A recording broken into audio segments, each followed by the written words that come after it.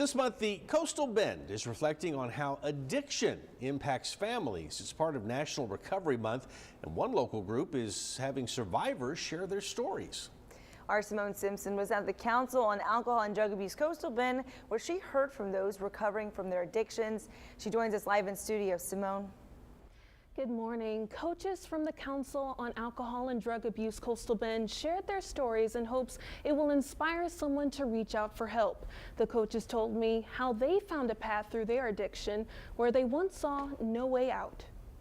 Sometimes finding the perfect fit for recovery is discovered in your darkest hour. Because a lot of times comes the embarrassment and the guilt and the shame. And it took me to a very, very, very dark place very, very fast. Jessica Corrales is a recovery coordinator for the Council on Alcohol and Drug Abuse Coastal Bend. Well, I was raised pretty well. I was pretty, I guess you could say middle class. I did suffer sexual trauma at a very young age, and I think maybe that might have shaped the way for like the disease of addiction to run rampant once I became an adult. As Jessica got older, she resorted to alcohol and meth, substances of escapism. I had to really look at the reality of my situation, and so when my probation officer would say, "Hey, Mrs. James, all we need is one clean you away this Friday," and by Tuesday or Wednesday, I was using substances again. That let me know I definitely suffered from the disease of addiction. Now, she's a youth recovery coach. Helping people put the puzzles of their life back together. The ladder's right there for me to climb out, and I can't get to it. Kimberly Wilson is also a recovery coach. I started using at the age of 12.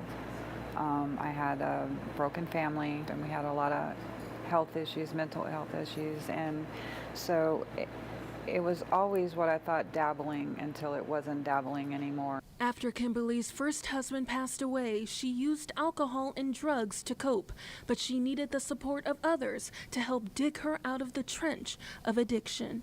My family supported me, but they did not understand. They can't understand unless they've walked in my shoes. Moving forward in those shoes wasn't easy for Kimberly. There's a sense of security in old familiar pain. But with the help of her own recovery coach, through her journey, she found her support system was a perfect fit.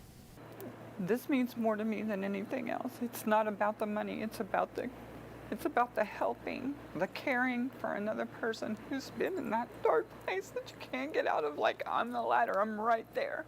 Just reach out and I'll help pull you up. Thank you, ladies, for sharing your stories with us. Good news for Jessica Corrales. She will soon be celebrating 6 years of sobriety. If you or someone you know needs help, reach out to the Council on Alcohol and Drug Abuse Coastal Bend on their website or give them a call. If it's easier to have that conversation behind a screen, they are also available on Facebook, and they welcome walk-ins. We'll have all those details for you on our site, KIIITV.com.